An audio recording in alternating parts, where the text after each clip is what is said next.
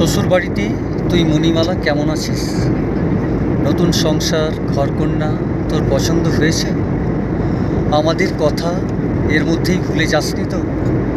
কখনো এ বাড়ির জন্য মন কেমন করে না, নাকি মাঝে মাঝে করে?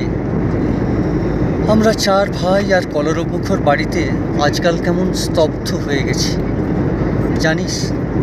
এখন কেউ আর মাখে না কোনো সুগন্ধি তেল। শীত ও গ্রীষ্মের নানান শৌখিন সাবান কেনা উঠে গেছে বহুকাল। চিরুনির দাঁতে আর জড়িয়ে থাকে না কারো দীর্ঘ চুল।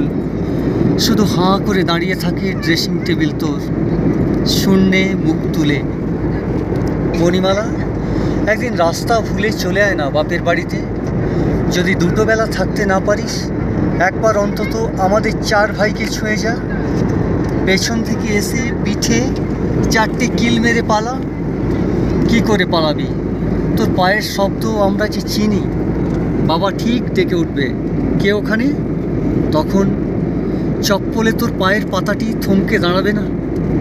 জানিস রে, ইদানিং বাবা বড় একা হয়ে গেছে। কে আর বসে দুবেলা গল্প করবে, আঁচড়ে দেবে চুল? কে আর শাসন করবে মনের মতো ভালোবেসে? তোর সে কি কান্না, সে কি কান্না মনে পড়ে মণিমালা?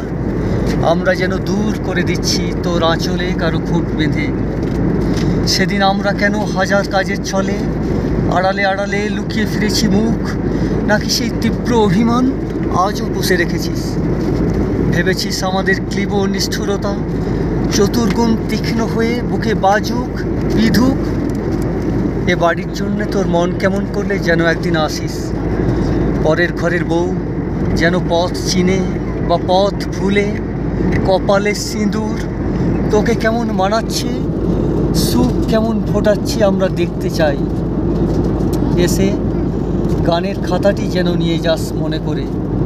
আমাদের বাড়ি বড় নিস্তব্ধ, গুহার মতো শান্ত হয়ে গেছে।